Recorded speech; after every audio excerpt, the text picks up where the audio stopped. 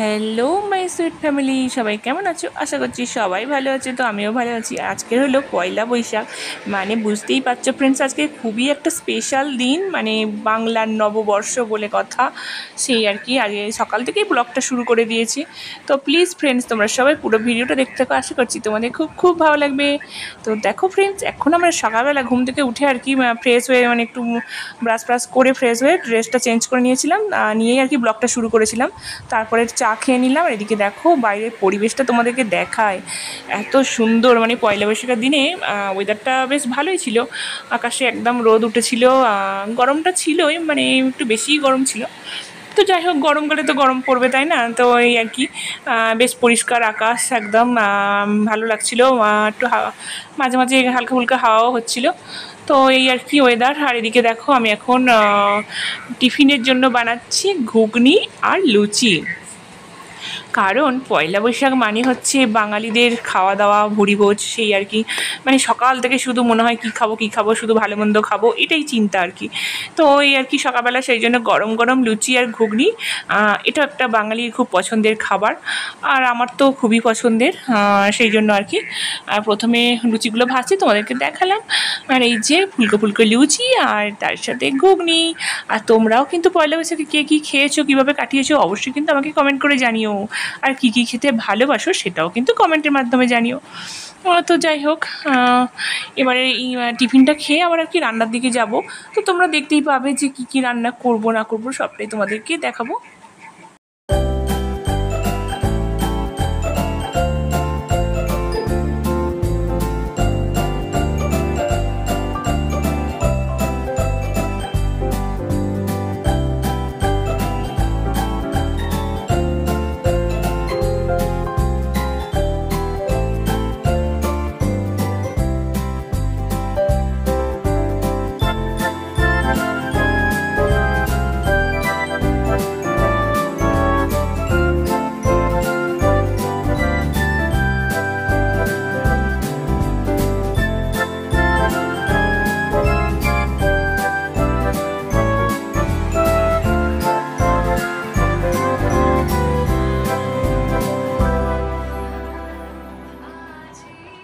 তোমরা তো দেখতেই পেলে, ছেলেকে খেতে দিয়ে দিয়েছি, তারপরে আমিও খেয়ে নিয়েছি। আমি খাওয়ার সময় আর কোনো ভিডিও করিনি।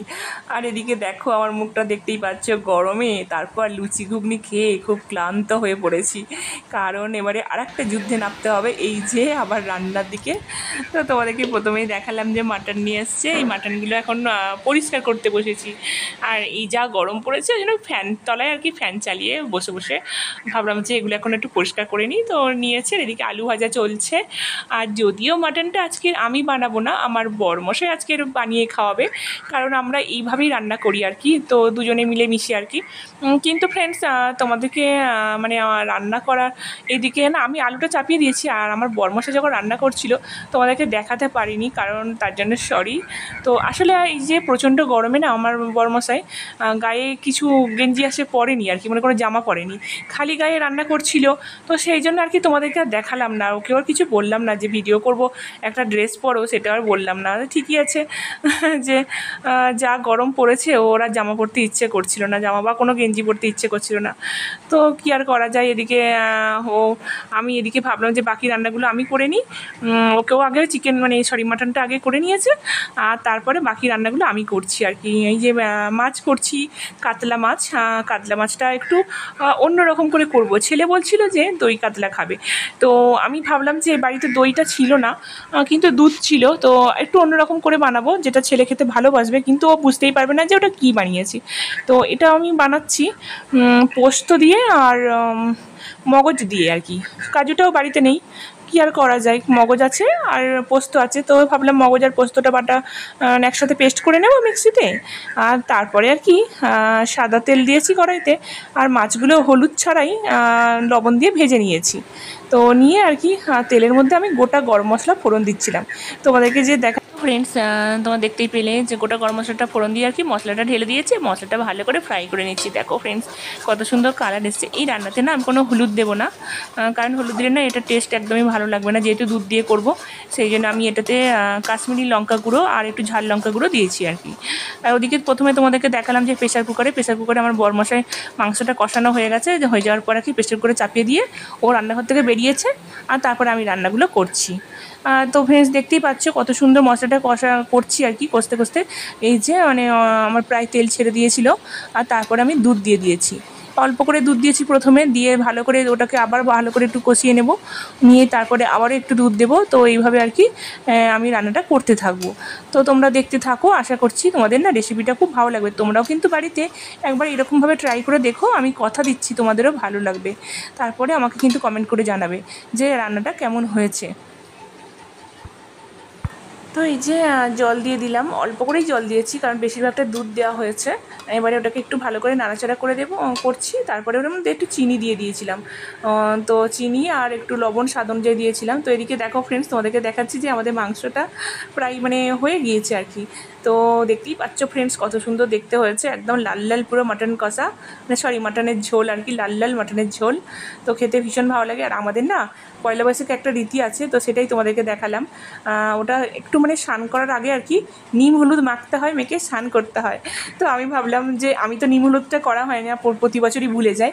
আর আমার পাশের বাড়িতে আমার মানে পিসি শাশুড়ি আর আমার মানে দিদা শাশুড়ি আর কি থাকে। তো ওই পিসি শাশুড়ি আমাকে দিল, যে বললো ঠিক আছে তুই করিস নি, তোকে দিয়ে দিই বলে আমি একটু নিম হলুদ আর মেখে নিয়েছি মুখে। তোমাদেরকে তো দেখালাম, এদিকে দেখো কী কী রান্না করছি সেটাই তোমাদেরকে শেয়ার করছি। তো তোমরা দেখতেই পেলে ডাল করেছি, আলু ভাজা করেছি, এই যে মাছ করেছি, আর এখানে করেছি মাংস ও আর চাটনি করেছি, আমের চাটনি। তো এটাই হচ্ছে আমার মেনু। তো আরও কিছু ছিল ফ্রিজের মধ্যে, চিংড়ি মাছটা ছিল, আমার আর ইচ্ছে করছিল না করতে, এই গরমের মধ্যে না বেশি খেতে একদমই ভালো লাগে না। তো যাই হোক যেটুকু ভালো লাগে সেটুকু রান্না করলেই ভালো। তো ওই জন্য আর কি এই রান্নাগুলোই করেছিলাম। তো রান্নাগুলো কিন্তু খুবই সুন্দর হয়েছিল। তো তোমাদের তো রেসিপিটাও শেয়ার করলাম, মাছের রেসিপিটা তোমরা দেখলে। রান্নাটা কিন্তু এত সুন্দর হয়েছিল, আমার ছেলে কিন্তু খুব ভালোবেসে একদম মানে খেয়েছিল আর কি। আর এদিকে দেখো 2 রকমের মিষ্টি আনা হয়েছে। ওই যে বলে না বাঙালির শেষ পাতে মিষ্টি না হলে ঠিক জমে না, সেই জন্য আর কি চাটনি আর মিষ্টি মানে শেষ পাতে তো থাকবেই, যেহেতু আজকের পয়লা বৈশাখ বাঙালি আনা করে খেয়েছি। আর এদিকে দেখো আমি মানে স্নান করে আর কি মানে জাস্ট বেরিয়ে ড্রেসটা পরেছি। এই ড্রেসটা পয়লা বৈশাখে আমি নিয়েছি, পয়লা বৈশাখ বলে আমাদের সেরকম মার্কেটিং হয় না। তো ফ্রেন্ডস ভিডিওটা আর বেশি বড় করবো না, এবার আমরা খেতে বসে গেছি। যদি ভালো লেগে থাকে তাহলে সাবস্ক্রাইব করে দিয়ে আমার পাশে থেকো। চলো এখন বাই বাই, দেখা হচ্ছে আবার পরের ভিডিওতে।